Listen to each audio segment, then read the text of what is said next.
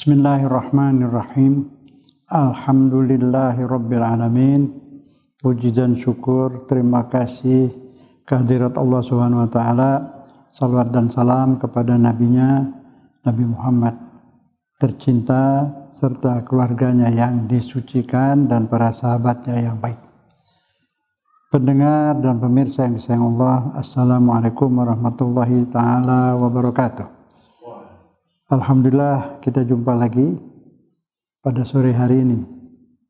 InsyaAllah kita berkesempatan untuk mempelajari tentang cara hidup kita dan dapat kita lakukan introspeksi sebelum kita kembali ke hadirat Allah, dan di sana ada pengadilan, hisab.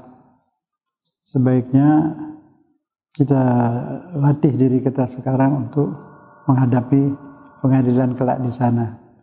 Kita kini mempelajari kekurangan-kekurangan dan kesalahan-kesalahan kita.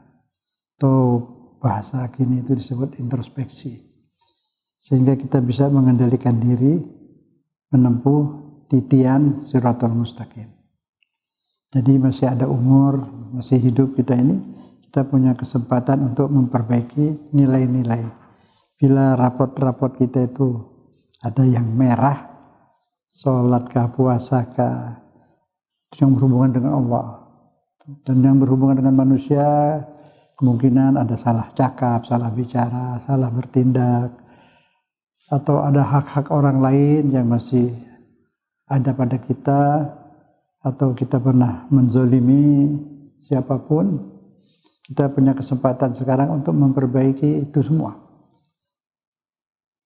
Mudah-mudahan Allah membimbing kita ke jalan yang diridhoinya. Dan introspeksi itu kita bisa lakukan di rumah ya masing-masing. Nanti mungkin kita sampaikan caranya. Ini kita pelajari bagaimana aturan-aturan yang Allah terapkan dalam Al-Quran yang mesti kita lakukan. Di antara hubungan dengan Allah itu ibadah-ibadah kepada Allah.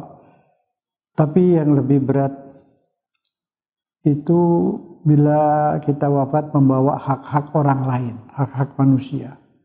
Itu yang sangat menyusahkan kita kelak. Mudah-mudahan kita bisa selesaikan sebelum kita wafat, sehingga kita wafat tidak membawa beban-beban hak-hak orang lain.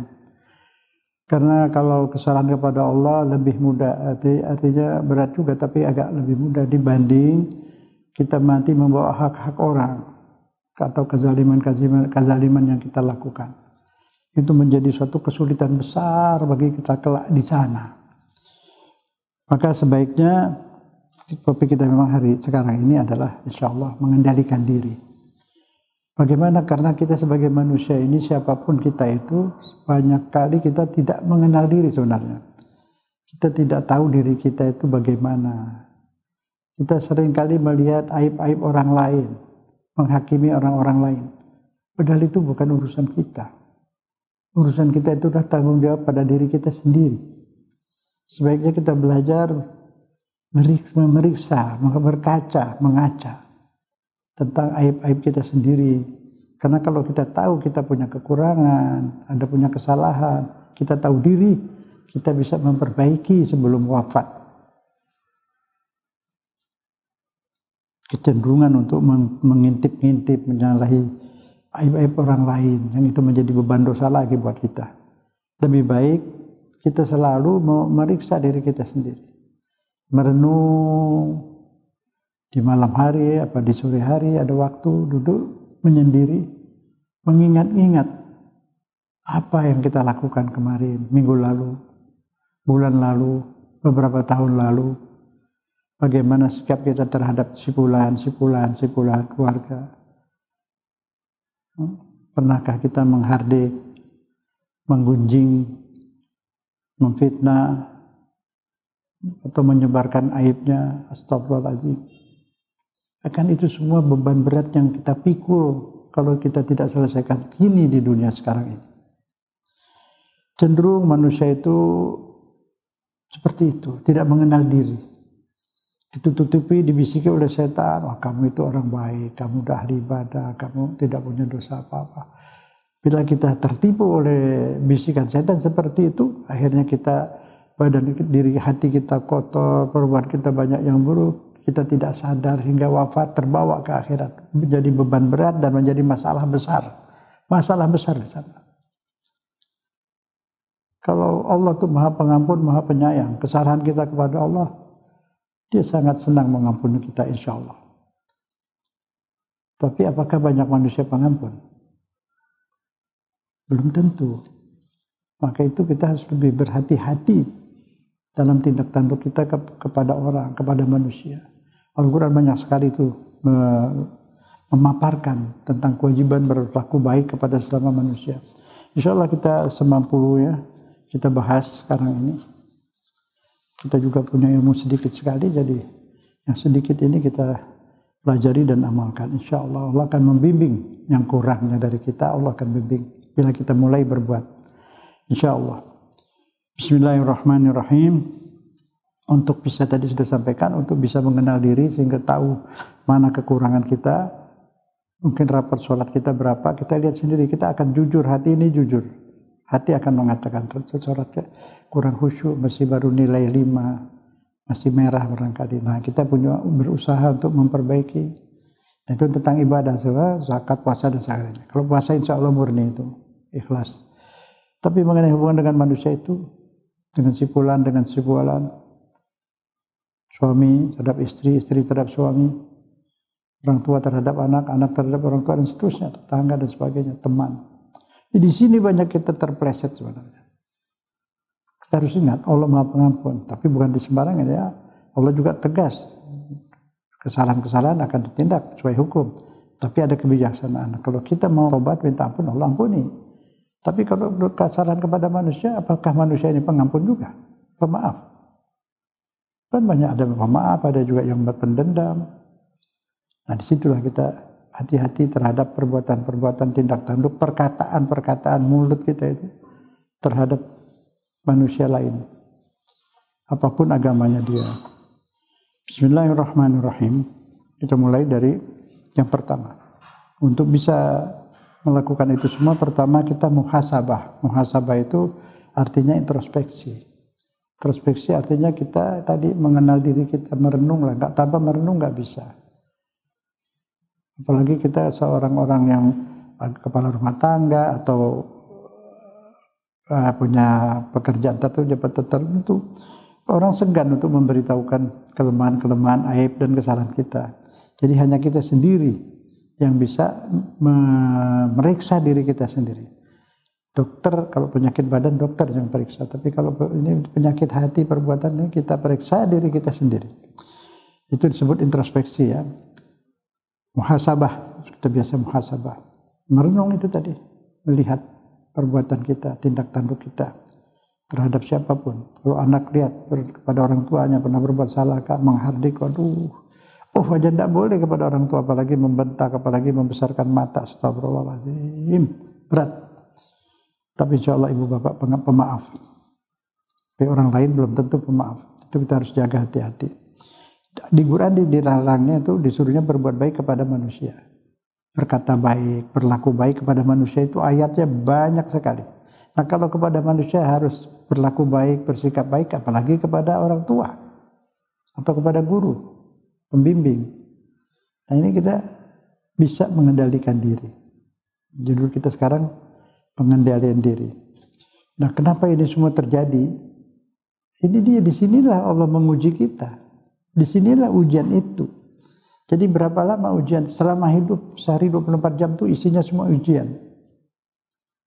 Nah, nilai perbuatan kita itu, ibadah kita selama 24 jam itu ya positif ya negatif. Apabila kita melakukan dengan baik, bergaul di rumah, tentu mana saja dengan cara baik sesuai dengan program Allah, konsep Allah, di situ menjadi ibadah semua perbuatan kita. Hidup kita itu 24 jam itu ibadah. Makan pun kalau niatnya untuk sehat untuk ibadah, makannya pun menjadi ibadah. Pergaulannya ibadah, hidupnya seluruhnya ibadah, tergantung hatinya. Apabila negatif ya semuanya itu menjadi dosa. Makan, kenapa dia makan biar kuat untuk mukuli orang? untuk menguli orang. Niat makannya pun sudah salah kalau seperti itu, contohnya begitu. Jadi hidup ini semuanya itu ibadah. Nah, ibadah itu doa. Sholat itu doa, puasa itu doa, zakat itu doa, sedekah itu doa. Sholat doa. Hubungan kita dengan Allah itu doa. Akan mendapat kesayangan Allah. Jadi hidup ini memang seperti itu. Maka dalam Al-Quran dikatakan, aku tidak ciptakan manusia dan jin kecuali untuk ibadah. Hidupnya menjadi ibadah. Nah, itulah nilai ujiannya itu. Lulus itu. Nilai excellent, mumtaz. Memuaskan.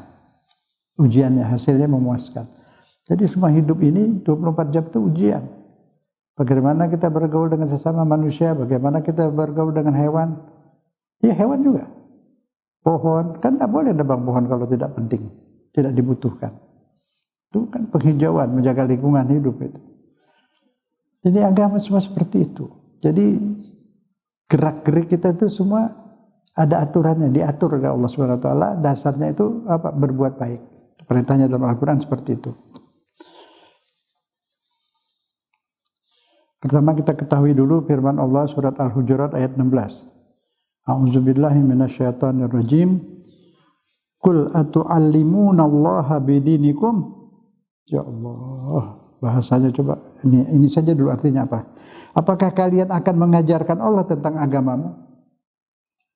Ini orang-orang yang suka membangkang, mendebat. Jadi ada firman Tuhan udah dikasih itu, ini firman Allah masih mendebat. Apakah kata Allah Anda mau mengajarkan Tuhan? Sadar dong. Diri kita itu Tuhan yang bikin. Otak kita Tuhan yang bikin. Hati kita Tuhan yang bikin. Kalau pinter otaknya pun Tuhan yang bikin. Kok sekarang mau ngajarin Tuhan? Kadang menolak hukum Tuhan. Dikasih ayat Quran ini firman Allah pun dia tolak. Allah, astagfirullahaladzim. Luar biasa manusia itu nggak tahu diri. Kalau Anda tidak menurut kepada Allah, apakah Anda bikin diri sendiri? Hah? Apakah kita ini bikin diri kita sendiri? Kalau Anda bikin diri sendiri, saya mau tanya, Anda bikin diri Anda itu, Andanya udah ada apa belum? Hah?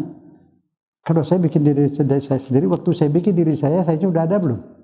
Pasti belum. Nah, kalau yang belum ada, bisa bikin ada? Enggak bisa. Jadi kita nggak bikin diri kita sendiri. Terus cari di dunia ini manusia yang pernah hidup, yang sedang hidup. Tanya, pernahkah dia bikin manusia? Tidak juga. Manusia dibikin. Sebelum dia ada, dia tidak bisa bikin apa-apa. Yang tidak ada, tidak bisa bikin. Kalau dia sudah ada, ya nggak perlu dibikin. Jadi yang buat manusia apa? Allah. Dan disitulah kita tunduk pasrah. Karena dia penciptanya, dia pemilik diri kita. Tidak punya pilihan lain kita. Tunduk pas nyerah kepada Allah. Ikuti ajarannya. Tidak ada pilihan lain. Dia yang menentukan segala-galanya. Sampai ini bahasa Allah seperti ini, manusia ini terlalu apa? Tidak ada ajar terhadap Allah. Atau alimunallah bidinikum. Anda mau mengajarkan Allah tentang agama ini? Banyak manusia seperti itu. Mendebat, menolak firman Allah. Keputusan Allah. Nggak tahu diri manusia ini. Astagfirullahaladzim. Wallahu ya'lamu ma fis samawati wa ma fil ardh. Allah yang menciptakan alam, dia tahu semua apa isi langit, isi bumi dan di antara keduanya. Semuanya dia tahu. Apa isi hati kita pun Allah tahu. Astagfirullahaladzim. Baik, kedua. Mengenai sholat. Sungguhnya sholat adalah mi'raj. Sekarang ini Isra Mi'raj ya. Isra Mi'raj Nabi Muhammad SAW. Itu Isra Mi'raj itu, Isra artinya jalan di malam hari. Di malam hari. Mi'raj artinya naik ke atas. Nah sekarang kita kalau sholat naik ke atas nggak? Ke Allah. Jadi orang Islam, kalau Nabi Mi'rajnya juga betul dia ke atas. Tapi kita manusia ini, Muslim, setiap sholat itu Mi'raj, jumpa Allah. Nabi Mi'raj ke sana jumpa Allah kan? Nah, itu sebenarnya Nabi di Mi'rajkan itu tujuannya Allah menghibur Nabi. Memang ada kewajiban sholat, tapi kewajiban sholat sebelum Mi'raj pun sudah sholat, sudah ada, hanya ditambahkan waktu itu. Tapi sebenarnya Nabi dimi'rajkan itu dihibur oleh Allah karena Nabi betul-betul dimusuhin luar biasa oleh orang-orang jahiliyah. Pada saat lahir saja sudah nggak punya, dia calon pemimpin, Allah beri kesulitan-kesulitan agar mentalnya kuat. Lahir sudah tidak ada ayah, umur baru masih kecil, sudah ibu meninggal, piara kakek-kakek meninggal, daripada paman-paman meninggal, dibantu istri Khadijah yang mengorbankan diri, mengorbankan segala-galanya, hartanya semua untuk membela Islam, juga meninggal. Allah yang berangkatkan, bukan dia berangkat sendiri, makanya nggak perlu bawa oksigen, nggak perlu Apollo, nggak perlu apa-apa. Mudah bagi Allah itu, dia punya dunia, dia yang atur semuanya. Berangkatlah, diberangkatkan. Jadi pakai cara Allah. Jadi Nabi diperlihatkan surga, memang masuk ke surga, dibuka dulu buat dia, masuk. Itu beneran. Allah itu kun fayakun, yang punya surga, punya dunia ini Allah, mau diapain aja suka-suka Allah. Ini hamba kesayangannya Allah. Yang sayangnya sangat luar biasa. Kalau ada orang kurang sopan nama Nabi, langsung turun ayat. Ada orang teriak di samping kamar Nabi, turun ayat. Jangan ribut, jangan berisik di sebelah kamar Rasul. Dia disayang Allah. Ada yang kurang sopan, turun ayat. Ada yang panggil-panggil dia dari luar, turun ayat. Jangan panggil-panggil Nabi seperti memanggil yang lain. Nah itu, sahabat juga dikecap, tidak boleh masuk itu. Kalau dipanggil sama Nabi baru boleh makan bersama Nabi. Udah makan, keluar. Jangan ganggu Nabi. Itu ayat Quran seperti itu. Sayang betul Allah kepada Rasul Nabi Muhammad SAW. Wajar kalau kita itu mencintai Nabi, memujinya, itu semua sah.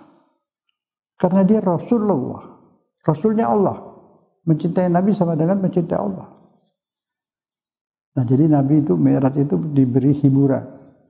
Kalau kewajiban memang sudah ada. Nuzulul Quran. Nuzul Quran itu yang kita peringati. Itu yang nuzul itu ada dua turun. Ada dua macam cara turun Al-Quran. Itu nuzul sekaligus ke dada Nabi, ke jiwa Nabi. 30 ayat sudah turun itu. Nanti yang kita bilang awalnya turun pada memperingati Al-Quran itu turun Iqra itu kan. Itu Nabi sudah bisa Iqra. Riwayat ma'an Nabi Qori itu diriwayatkan oleh Sayyidah Aisyah ya. Tapi waktu itu dia belum lahir, lahirnya di Madinah, sedangkan itu kan di Mekah. Jadi Nabi sudah tahu Iqra, terus Nabi Iqra, terus Nabi baca. Nggak mungkin Allah suruh Nabi baca sedangkan Nabi nggak tahu, kan nggak mungkin. Qurannya sudah ada 30 juz. Nah nanti yang turun berangsur-angsur itu yang mulai dari Iqra itu 2 kali, jadi turun pertama sekaligus sudah ada di dalam dada Nabi semua itu isi Quran. Seperti itu. Jadi sholat itu adalah Mi'raj. Jadi kalau kita Mi'raj itu dalam keadaan sholat kita menghadap Allah. Nah kalau kita ingat kayak gitu, insya Allah sholat kita bisa khusyuk. Kemudian jangan lupa waktu iyyaka na'budu wa iyyaka nasta'in, nikmati itu. Artinya hanya Engkau ya Allah yang kutuhan, aku tidak menuhankan yang lain. Iyyaka na'budu wa iyyaka nasta'in, dan hanya Engkau tumpuan harapanku. Aku tak akan mengharap dari siapapun. Arti dua ini ditanam di jiwa. Waktu baca sholat juga ingatkan itu maknanya. Iyyaka na'budu, hanya Engkau ya Allah yang kutuhankan. Iyyaka nasta'in, hanya Engkau tumpuan harapanku, aku tidak mengharap dari yang lain. Itu di hari dibaca itu. Iyyaka na'budu wa iyyaka nasta'in. Itu Mi'raj. Berhadapan dengan Allah. Menyampaikan itu kepadanya setiap hari. Kalau betul kita yakini baca itu setiap hari, hubungan kita dengan Allah dekat. InsyaAllah. Kemudian firman Allah dalam surat Al-Hujurat ayat 17, yamunnuna 'alaika an aslamu qul la tamunnu 'ala islamikum balillah yamunnu 'alaikum an hadakum lil iman in kuntum shadiqin. Mereka merasa telah memberi nikmat kepadamu dengan keislaman mereka. Katakanlah, janganlah kalian merasa telah memberi nikmat kepadaku dengan keislaman kalian. Sebenarnya Allah yang menimpakan nikmat dan membimbing kalian kepada keimanan jika kalian memang benar. Jadi ada orang merasa dia sholat, dia ibadah, dia sudah membuat baik buat Allah. Allah tidak butuh apa-apa. Allah ghaniyun, tidak mempunyai kebutuhan apa-apa. Anak pun dia nggak butuh. Kenapa dia mesti bikin anak? Kalau dia mau makhluk, dia bikin aja kun fayakun 1 miliar manusia langsung jadi. Adam dibikin dari tanah langsung hidup. Tanpa proses bayi dulu, kecil terus dewasa, enggak, tanah langsung berjalan. Dia bisa bikin 1 triliun kayak Adam itu kapan dia mau. Nah, jadi dia maha kuasa, kita harus sadar. Kita nyembah dia, kita belum seberapa. Allah hidupkan kita, diberi hidayah menjadi muslim. Oksigen dikasih buat nafas. Semua makanan ada, semua serba ada. Dia semua dari Allah semua dengan kasih sayangnya. Untuk itu saja kita bersyukur sama Allah. Sampai seumur hidup kita sujud, belum cukup bersyukurnya. Jadi jangan merasa kita itu memberi kepada Allah. Astagfirullahaladzim. Tidak ada, kita yang membutuhkan Allah. Segala kebaikan kita dari Allah. Sholat untuk kepentingan kita. Dengan sholat itu kita terbimbing.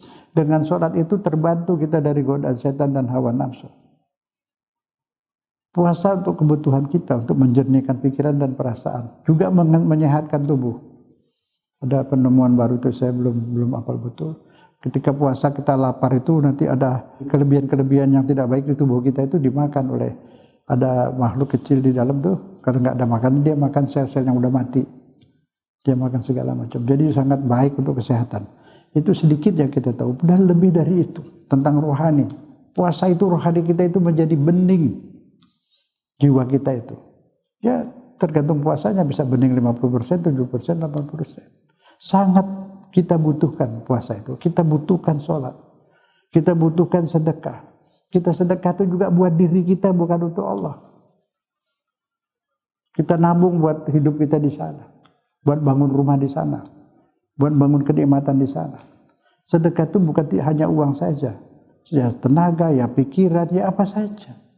Dakwah juga bukan hanya ustaz, yang menyediakan tempat, yang mewakafkan tempat, semuanya ikut berdakwah itu. Insyaallah. Jadi artinya apa? Kita berbuat baik itu kebutuhan kita menjadi orang baik, bukan kebutuhan Allah. Ini Allah tegur dalam surat Al-Hujurat ayat 17. Janganlah kalian merasa telah memberi nikmat kepadaku, kata Allah. Allah nggak butuh apa-apa. Dia bikin segala macam, dia bikin. Manusia ini makhluk yang disayang Allah, yang dimuliakan Allah, mestinya tahu diri. Dimuliakan, disayang oleh Allah, dikasih resep untuk hidup di dunia ini, dipersiapkan kita untuk bisa tinggal di surga. Untuk bisa tinggal di surga, dilatih dulu di sini. Kenapa? Karena orang hidup kalau dikasih akal punya keinginan. Supaya keinginan kita positif terus dilatih di dunia ini. Makanya nanti yang tidak bisa mengendalikan diri negatif terus, ya tidak layak ditaruh di surga. Misal dia tukang, ya artinya ada benci kepada orang. Melihat orang benci saja, dikatain, dimaki, atau dia juga mukul. Orang seperti ini nggak bisa masuk surga dong, surganya rusak. Karena di sana tempat senang-senang, damai, tidak ada perang, tidak ada orang berantem. Jadi dunia kita dilatih supaya keinginan kita itu jadi positif terus. Dilatih di sini, sudah pantas boleh tinggal di surga. Gitu. Manusia kotor mana bisa tempat tidur surga itu semua bersih, tempatnya bersih. Orang kotor yang masuk ke sana dia juga nggak mau. Nah jelas itu. Jadi artinya semua ibadah itu kebutuhan kita. Diatur hidup kita ini oleh Allah. Nah kita ikut programnya. Dia sudah tentukan itu semua untuk apa? Untuk kesenangan kita. Dia tidak ciptakan kita untuk diberi kesenangan. Dia tidak ciptakan kecuali untuk disayangi. Kalau mau, bagi yang mau disayang. Tapi banyak yang tidak mau disayang, menolak ajaran Allah, menolak hukum Allah. Kalau dia tidak beriman wajar juga, tapi kalau orang yang beriman Islam menolak hukum Allah itu tidak wajar. Ada keanehan di situ. Surat Al-Hujurat selanjutnya ayat 18. Bismillahirrahmanirrahim. Innallaha ya'lamu ghaibas samawati wal ard wallahu basirun bima ta'malun. Ini jangan dilupakan nih. Sungguhnya Allah mengetahui segala yang gaib baik di langit maupun di bumi yang gaib. Di selembar daun itu ada berapa miliar bakteri, binatang kecil. Kita lihat aja enggak? Allah tahu. Jumlahnya berapa Allah tahu. Makhluk dia yang bikin. Itu di selembar daun, satu pohon. Di hutan itu, makhluk ini banyak bermacam-macam jenis. Di langit ini kita lihat yang kosong, di udara di atas. Di langit ini penuh, ada negara itu. Ada departemen, ada restoran, segala macam ada di situ. Makhluk lain yang makhluknya tidak kelihatan oleh kita, dia lihat kita. Punya kereta, keretanya bisa lewat sini, depan kita sini. Tapi dimensinya lain. Nah itulah Allah menggaib samawat di langit bumi. Di planet-planet itu ada makhluk semua, di Mars, di Jupiter semua ada makhluk yang kita tidak lihat. Dia bisa juga besar, bentuknya besar, tapi kita tidak lihat. Lain dimensinya. Subhanallah, itulah kekuasaan Allah. Wallahu basirun bima ta'malun. Dan Allah juga tahu apa yang Anda lakukan. Apapun yang Anda lakukan dia tahu. Suara hati pun dia tahu. Apa yang kita pikir dia tahu. Baik. Kemudian tadi sudah saya sampaikan yang hubungan kepada Allah. Insya Allah Allah Maha Pengampun, berat. Tapi lebih berat lagi kesalahan kepada manusia. Untuk tidak melakukan kesalahan, ada resep dari Allah, kita hidup harus berakhlak. Berakhlak kepada Allah. Berakhlak kepada Allah. Sholat. Berakhlak. Bersih. Tidak ada najis. Dalam ayat lain itu nanti kita akan bahas. Kita pergi ke masjid itu dianjurkan yang bersih. Pakai pakaian yang bersih, yang rapi. Itu akhlak kepada Allah. Akhlak ke masjid. Masjid Allah. Maka itu di masjid itu dibikin suasana itu baik. Kalau ada sholat Jumat, bawa anaknya di samping ayahnya. Jangan dikumpulkan anak-anak sama anak-anak, lalu mereka teriak-teriak, berisik, bermain-main. Diajarkan anak itu adab di masjid. Sebelum diajari menghafal Quran, ajari adab di masjid. Masuk di rumah Allah. Harus ada akhlak. Memegang kitab suci Al-Quran ada akhlak. Orang dulu kayaknya lebih pintar dalam hal ini. Dia orang bawa Al-Quran itu di dada, dipeluk di dadanya. Ada yang dijunjung di kepala.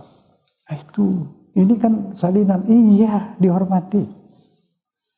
Bendera juga kita hormati, kain putih, kain merah kalau ada di dapur pakai ngelap nggak apa-apa, tapi kalau udah disambung jadi satu jadi bendera, harus dijaga baik-baik, dipelihara, seperti itu. Adab banyak lagi, maka itu mau sholat tuh wudhu dulu, kumur-kumur. Ya, kalau orang dulu siwak, maksudnya bersihkan mulut lah. Mau sikat gigi pakai odol juga silakan. Kalau nggak sempat di jalan kumur-kumur saja paling tidak. Jangan tidak kumur-kumur. Kita mau bicara dengan Allah. Itu akhlak lagi. Akhlak kepada Allah. Adab kepada Allah. Di rumah pun di mana Allah lihat, Allah tahu. Kita adab terus. Akhlak. Nah sekarang ada lagi akhlak kepada sesama manusia. Bagaimana akhlak kepada manusia?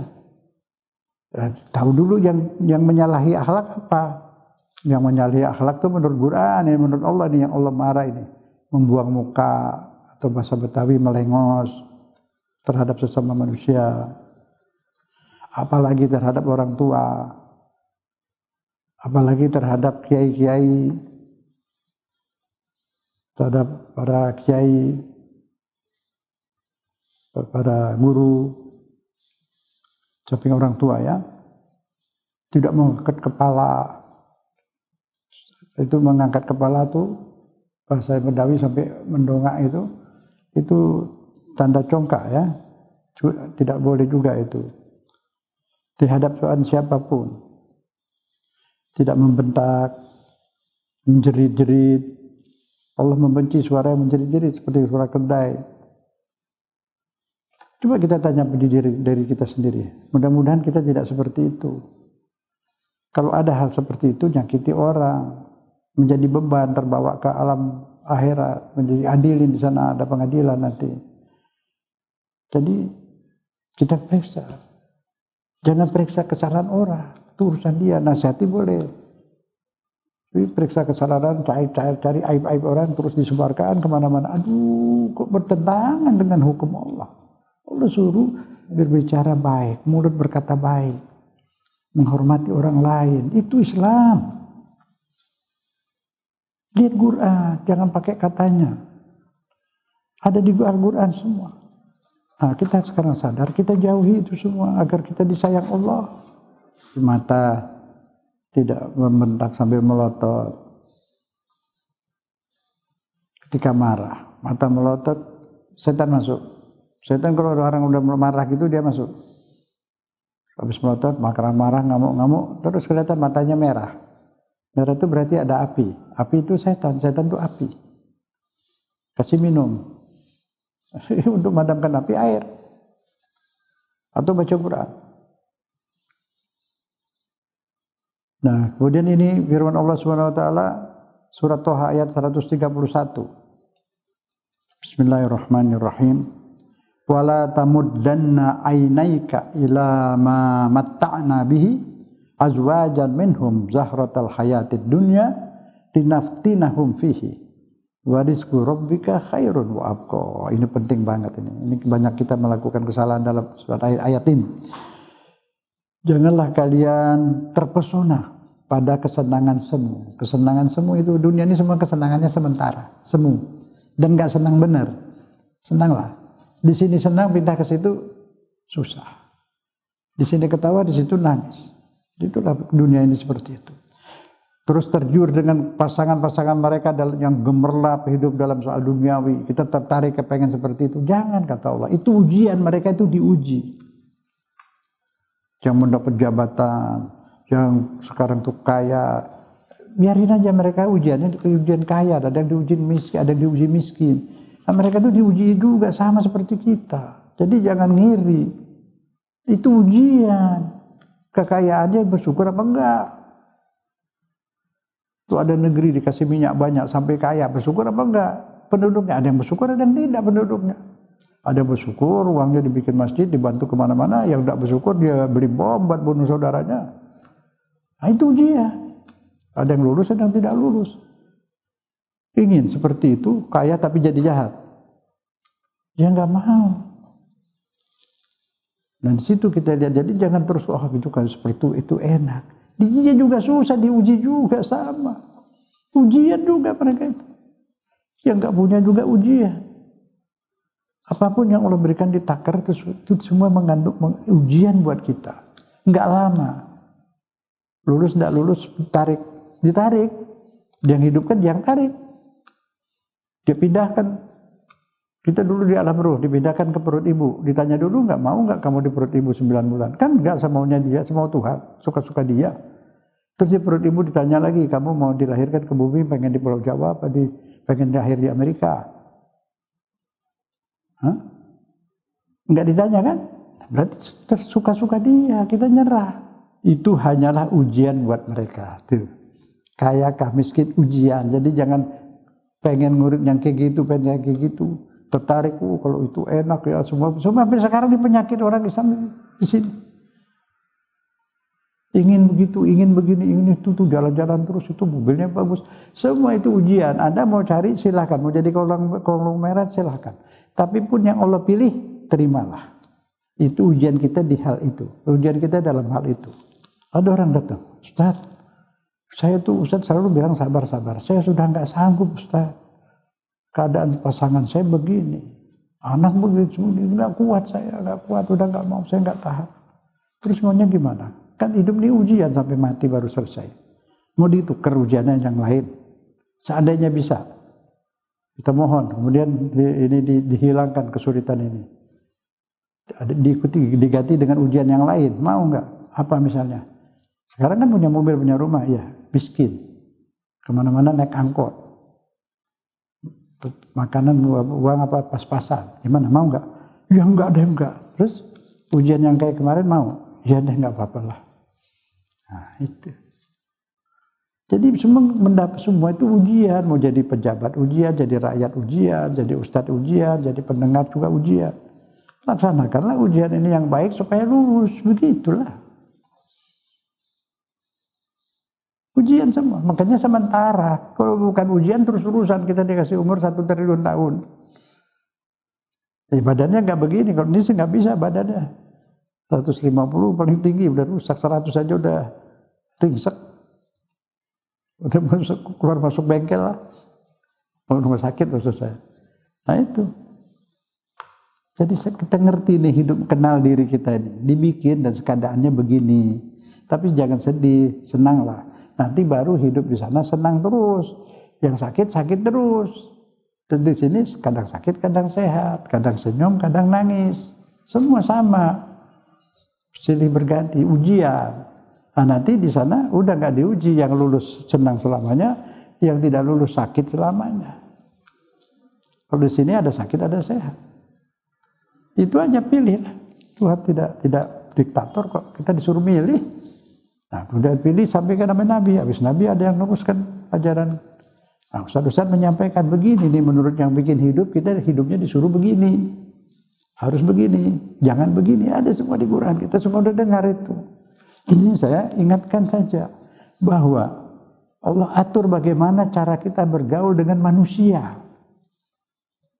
Jadi jangan sudah ibadah terus bebas bergaul manusia, maki orang boleh, menyebarkan aib orang boleh, ngintip terus boleh, menjebak orang boleh, asal niat lillahi ta'ala. Mana bisa, Allah sendiri nggak terima dong. Allah nggak mau hambanya itu dimaki, hambanya itu diburuk-burukkan. Allah nggak mau.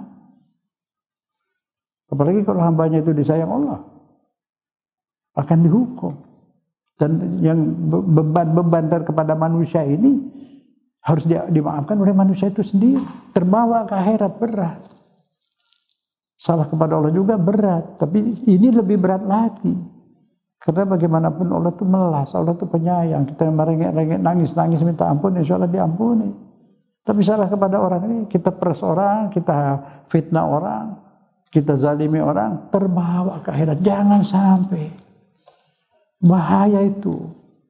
Dari sekarang niat, jangan mati, jangan bawa beban-beban berat. Di Quran semua ini ada. Allah itu maha adil. Tidak ada kezaliman yang bebas. Pasti diadili di akhirat.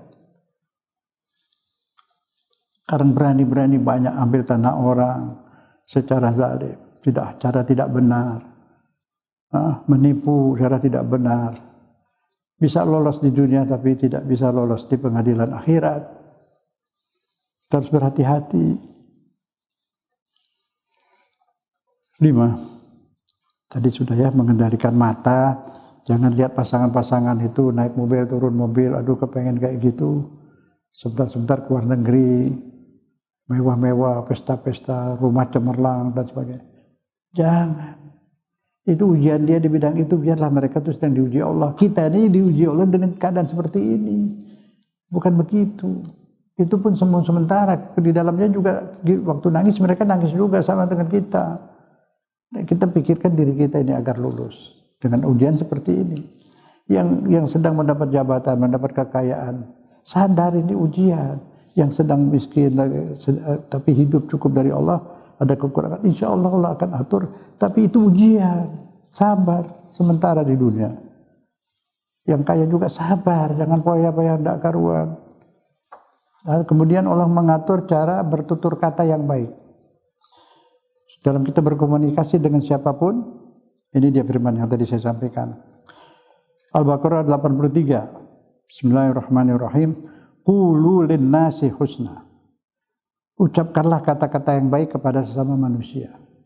Nah itu, jadi nggak boleh keluar apa itu hewan-hewan, apa yang kotor-kotor, menjerit-menjerit dan sebagainya, itu Allah larang. Sekali lagi, jangan wafat membawa dosa terhadap sesama manusia. Jelas itu ya. Itu tadi husna. Qulu linnasi husna. Berbicara dengan manusia dengan cara yang baik, yang santun. Dan tidak semua yang kita ketahui dapat diutarakan kepada orang. Dan tidak semua yang dapat diutarakan kepada orang tepat orangnya. Cerita tentang kekayaan kepada orang yang tidak mampu, jangan, itu nyakiti hati. Tidak semua yang cocok orangnya juga belum tentu cocok waktunya. Kita cerita tentang apa dan orang dalam keadaan sakit, cerita yang menyenangkan dia. Lihat pembicara tuh, lihat siapa yang diajak bicara, waktunya pas apa enggak, orangnya tepat apa tidak, bahan yang mau dibahas, mau dibicarakan tuh sesuai apa tidak, kan gitu. Itu ucapan yang baik, tapi dengan berpikir, lihat orangnya.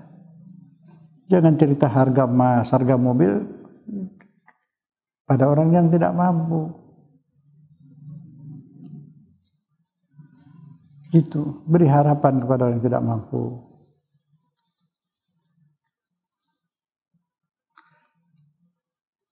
Jadi setiap kita mau bicara tuh lihat efek sampingnya.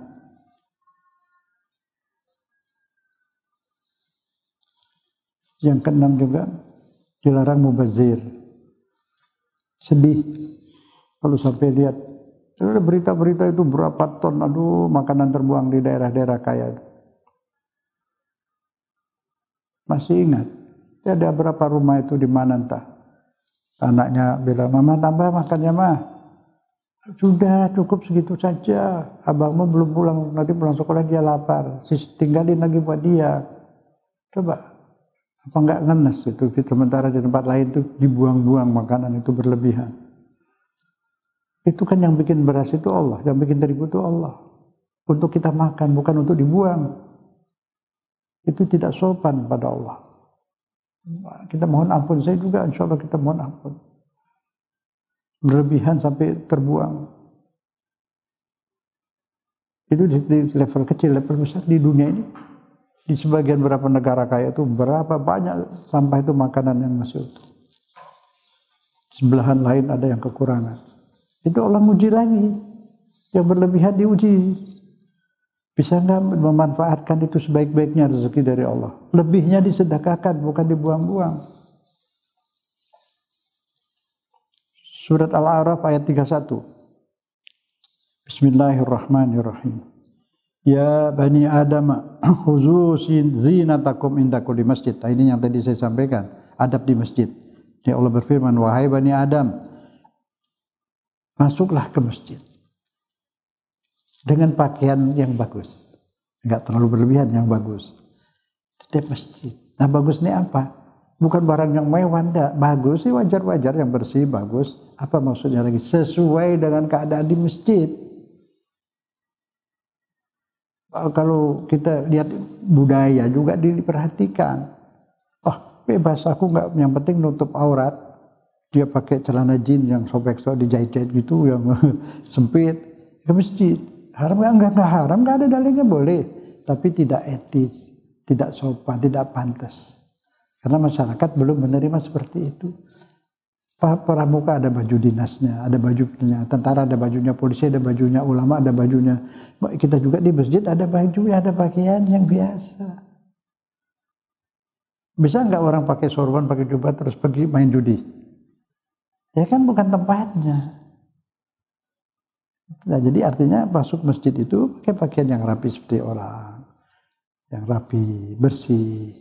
Boleh pakai minyak wangi yang bagus-bagus, yang baunya nggak menusuk hidung orang lah, yang lembut. Jadi masjid itu indah, bersih, hormat kepada Allah itu maksudnya. Hormat, bukan pamer. Bukan pamer maksudnya, hormat kepada Allah. Jadi pergi ke masjidnya itu anggun, jalannya juga ada jalannya anggun, nggak boleh jalan ke masjid itu lari-lari, buru-buru, nggak. Sopan, anggun. Itu dari jalan menuju ke masjid sudah diatur. Anggun, tahu anggun tuh? Apa tuh, berwibawa sih, tenang, enggak sambil melengah-melengos, goyang-goyang jalan ke masjid. Mau menemui Allah nih, nah gitu. Terus, apalagi kata Allah? Itu sudah ya, masjid. Masjid ini kan ibadah yang bagus. Kalau bisa biar kita orang laki juga punya pakaian khusus untuk sholat. Pergi ke kantor, bawalah di tas tuh pakaian buat sholat. Terserah mau sarung mau apa, yang penting bersih. Jadi mungkin kita di kantor senggol sana senggol nih, masuk ke kamar mandi kemana mungkin kecepratan itu begitu kan. Nah, kalau ada waktu kita bisa tuker pakai yang dari kita bawa yang bersih itu buat sholat, gitu kan. Boleh juga, berhati-hati karena menjumpa Allah nih, menjumpa raja, menjumpa presiden gimana? Berani nggak datang menghadap presiden pakai kaos? Nah, dulu ada tuh pakai celana pendek mau ketemu presiden, terus ada jenderal situ ditampar tuh. Pada zaman dulu, zaman Orde Baru, ketemu presiden. Nah sekarang mau ketemu raja di raja, raja yang sebenarnya itu Allah. Ini raja-raja Indonesia. Raja yang sebenarnya itu Allah. Ya raja juga, Nabi Sulaiman juga raja, tapi Allah raja di raja, yang bikin raja-raja. Kerajaan bersama. Gimana kok sembarangan saja? Nah disitulah kita rasa seperti Allah yang maha kuasa, yang memiliki dunia, pemerintah dunia itu Allah. Pemerintah alam semua. Rabbul Alamin, pemerintah alam semua. Rabbul Alamin, pemerintah alam semua. Pemerintah makhluk-makhluk, pohon hewan. Pemerintah yang mengatur pohon jambu berbuah jambu, pohon apel berbuah apel, pohon anggur berbuah anggur, pohon salak berbuah salak. Siapa pemerintahnya itu? Allah. Ada nggak buah salak? Siapa yang ngatur? Nah itu. Pemerintah kita, pemerintah seluruh dunia, seluruh alam, dialah Allah. Bagaimana menghadap dia? Nah disitulah rapi. Sekarang dia perintah lagi apa? Kulu washrabu. Terus makanlah, minumlah. Makan apa? Makanan yang dia berikan, yang dia bikin buat kita. Minumlah. Dia yang bersihin air ini. Udah kotor dari sepiteng naik ke atas. Dari laut, dari pelimpahan naik ke atas, turun bersih. Minumlah kata Allah. Kadang diturunin di pohon jambu jadi jambu. Turunin di mangga jadi mangga, turun di tebu jadi tebu. Minumlah. Itu air hujan udah jadi manis jadi tebu. Itu air hujan sudah jadi air anggur. Minumlah anggur yang sehat itu. Jangan kau rubah jadi whisky. Anggur dirubah jadi whisky. Allah bikin anggur sehat. Dia bikin whisky. Dia mabuk. Allah bikin bagus, manusia yang bikin rusak. Kalau minumlah, makanlah kata Allah. Wala tusrifu, ingat nih larangannya nih. Wala tusrifu, jangan berlebih-lebihan. Silakan makan minum, jangan berlebihan. Berfoya-foya berlebihan sampai mubazir, sampai merusak kesehatan. Lihat lagi ayatnya selanjutnya. Innahu la yuhibbul musrifin. Sungguhnya Allah tidak suka kepada orang yang berlebih-lebihan. Nah, itu. Jadi nggak dilarang, silakan. Dan ternyata menurut ilmu kesehatan makan banyak-banyak berlebihan juga menjadi sakit. Allah sayang, kulu makan. Dia persilahkan suruh kita makan apa yang dia bikin. Anda punya uang merasa beli, jangan merasa Anda beli, gak ingat lagi mau Allah, aku beli kok jadi payahku. Astagfirullahaladzim. Kalau Tuhan stop, gak ada beras lagi, gak ada terigu lagi, gak ada air sama sekali, di stop airnya. Air gak daur ulang lagi. Habis, gak ada makanan, gak ada apa-apa. Sadar dong, jangan merasa beli. Beli itu hanya membayar jasa petani dan jasa pedagang yang memindahkan barang. Yang kita bayar, makanannya itu gratis dari Allah, berasnya itu. Sadar ke situ dong. Itu namanya tahu diri. Judul kita tadi juga mengenal diri, mengendalikan diri. Apa yang itu semua dari Allah, kok mengakui itu pemberian Allah kok nggak mau? Itu yang disebut fabi ayyi ala'i rabbikuma tukadziban. Apa gerangan kiranya kalian tidak mau mengakui nikmat Allah? Tidak mengakui nikmat Allah itu yang disebut kufur.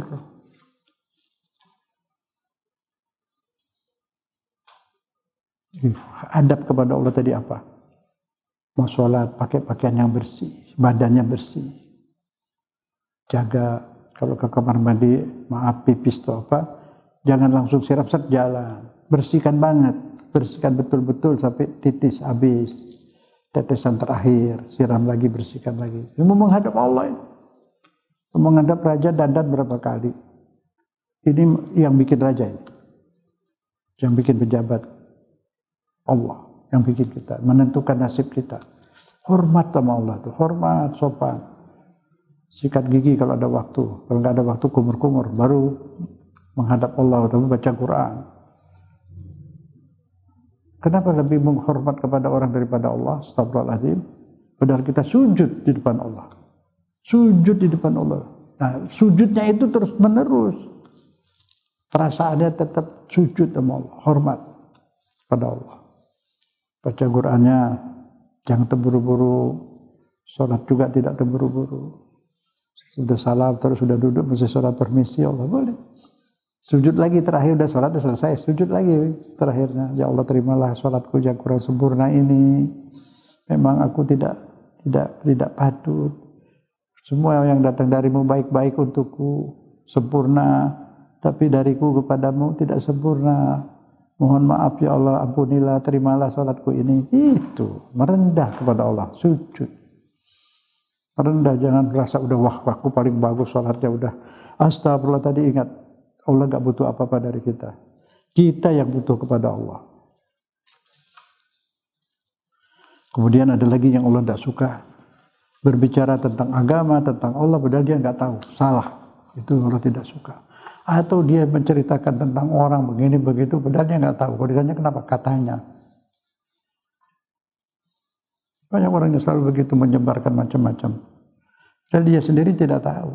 Cuma katanya. Tapi itu merugikan orang banyak. Merugikan orang banyak. Apalagi kalau sudah sampai merugikan jalan Allah. Berat dosanya di akhirat. Waktu Ustadz itu jangan dengerin itu dia gini. Ya kan? Ya, kalau emang Ustadznya salah pribadi silahkan datangi.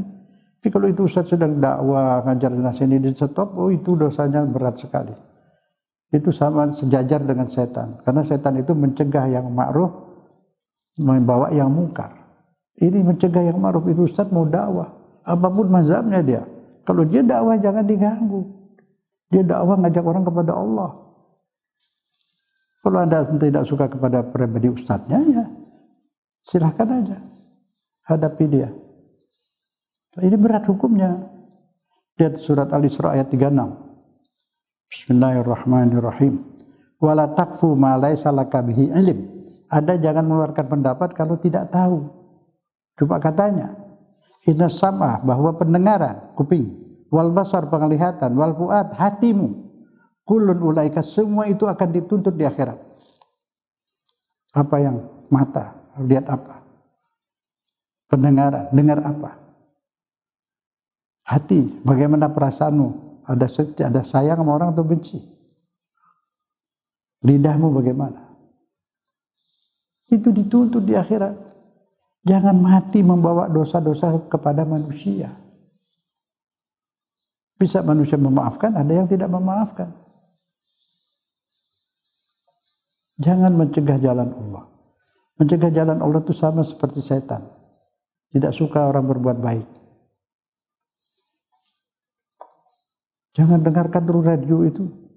Dengarkan radio yang manapun dengarkan. Gunakan otak. Akal kita bisa tahu mana salah, mana benar. Kalau seorang mengajak yang enggak karuan, mengajak benci, mengajak awas itu benci kepada itu udah pasti enggak benar. Gampang aja kok. Kalau dia mengajarnya memecah belah, ya pasti salah. Dia ngajak persatuan, ngajak berbuat baik, itu kan sudah benar. Oh enggak, itu maksudnya dari mana kau tahu hatinya? Nah sekarang Allah udah tahu kan ada orang seperti ini. Allah berfirman, wala taqfu ma laisa laka bihi ilm. Jangan berkata atau bercakap mengeluarkan pendapat yang kamu sendiri tidak tahu. Tidak lihat. Katanya. Nah sekarang kalau menurut katanya banyak sekali hoak-hoak. Di YouTube penuh itu. Katanya. 60% itu bohong isinya. Tapi saya nggak mau kasih contoh. Tahu saya contohnya banyak. Kalau ketemu pribadi saya kasih tahu contohnya. Kalau disiarkan seperti ini, ya janganlah. Lihat saja, pikirkan. Kalau itu tidak masuk akal ya pasti salah. Akal itu sesuai dengan Al-Quran. Akal manusia yang asli ya, sesuai dengan Al-Quran. Nah kalau akal yang setir dengan perasaan kebencian ya tidak adil lagi, tidak objektif.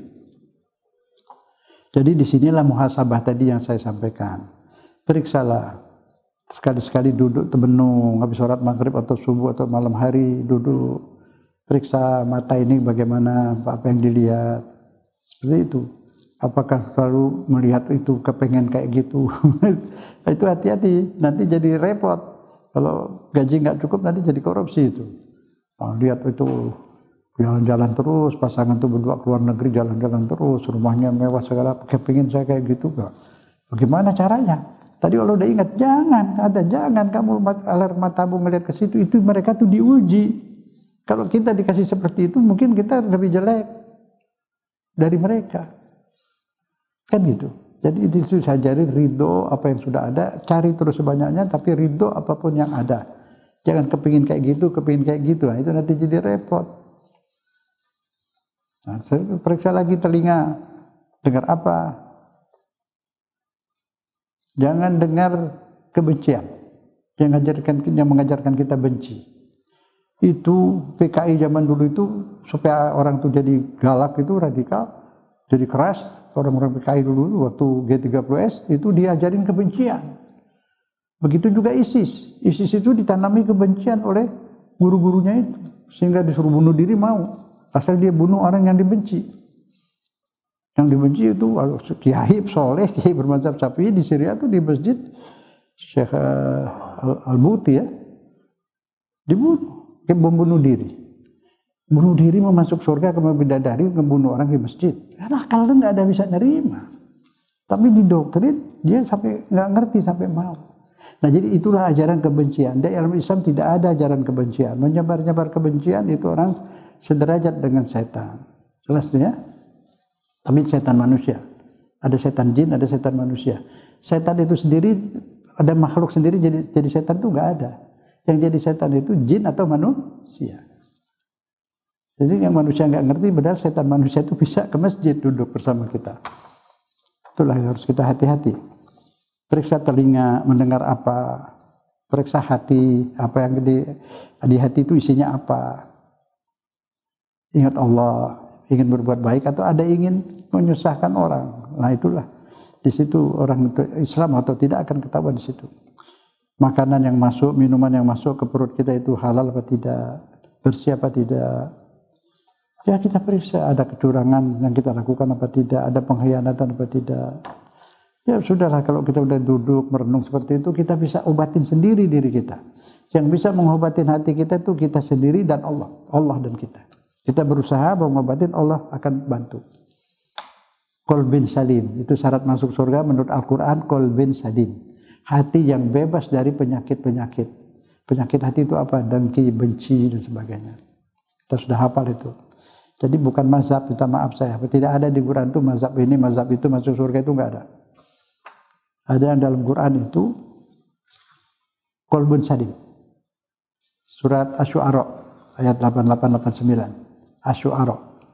Syarat masuk surga qalbun salim, hati yang bebas dari penyakit hati. Tidak sombong, tidak merasa paling benar, tidak mempunyai kebencian, ya, itu saja.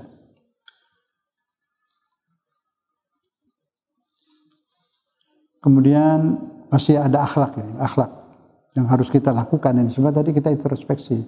Saya juga sama kita. Firman suci surat Al-Isra ayat 37. A'udzubillahi minasyaitonirrajim. Bismillahirrahmanirrahim. Wala tamshi fil ardi maraha innaka lan takhriqal arda wa lan tablughal jibala tula.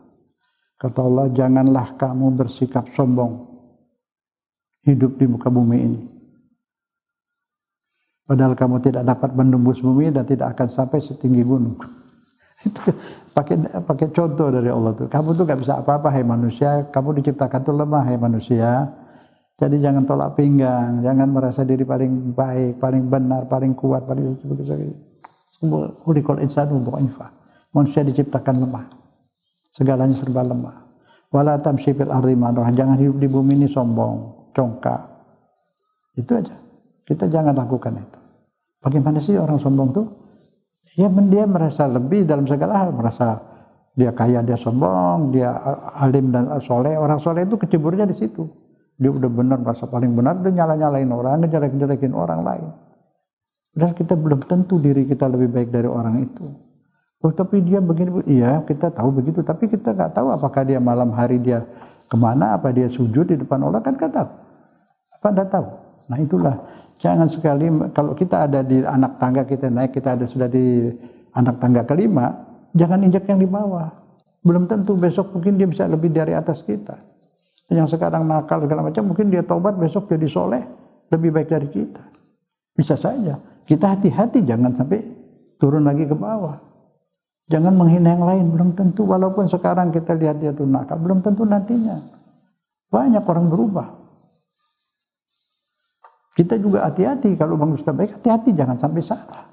Salahnya di mana? Setan tuh pintar, kalau kita udah baik dia akan bisikin kita, kok baik banget itu dia salah, dia tuh sesat, pahamnya salah. Dari mana Anda tahu dia salah? Nah, disitulah hati-hati kalau mau selamat, itu kalau mau selamat. Kata Allah jangan sombong sampai menyalah-nyalahkan orang lain. Kemudian Al-Isra ayat 38, sambungannya itu ya. Kullun zalika nasayuhu inda rabbika makruha. Semua itu kejahatan yang amat dibenci Allah. Tadi itu sombong. Macam-macam tadi kita sudah bahas. Jadi kalau kita dibenci Allah, terus nanti mau minta backing sama siapa? Mau minta selamat sama siapa? Di alam kubur nanti, waktu mati, mau cari siapa? Siapa mau bantu? Gak ada selain Allah. Kemudian ini terakhir, tidak berlaku zalim. Tidak berlaku zalim. Bismillahirrahmanirrahim. Al-Hujurat ayat 11 dan 12. Ya ayyuhalladzina amanu la yaskhar qaumun ma'an qaumin asan yakuna khairan minhum. Ini artinya saja. Wahai yang beriman, janganlah sekelompok orang laki-laki seorang merendahkan kelompok yang lain. Ingat itu. Boleh jadi yang ditertawakan itu, diejek itu, dianggap sesat dan sebagainya, lebih baik daripada dia yang mengejek itu. Jangan pula sekelompok wanita merendahkan kelompok wanita yang lain. Boleh jadi yang direndahkan itu lebih baik daripada yang merendahkan. Dan janganlah suka mencela diri sendiri, dan jangan pula mencela orang lain, dan jangan memanggil siapapun dengan gelarnya. Kan suka ada itu ya, jangan. Seburuk-buruk panggilan adalah panggilan yang buruk, memanggil orang itu sesudah beriman. Barang siapa yang tidak bertobat, maka mereka itulah makhluk yang zalim. Ini firman Allah, kita jauhi. Mudah-mudahan Allah bimbing kita untuk bisa mengamalkan apa-apa yang kita bahas di sore hari ini. Allah yang Maha Kuasa, dialah bisa membimbing kita. Jadi zalika mimma auha ilaik rabbika minal hikmah. Inilah yang Allah berikan, hikmah-hikmah yang menjadikan pedoman hidup kita. Yang tadi mudah-mudahan Allah membimbing kita untuk dapat mengamalkan apa yang kita bahas tadi. Billahi taufiq wal hidayah. Wassalamualaikum warahmatullahi wabarakatuh.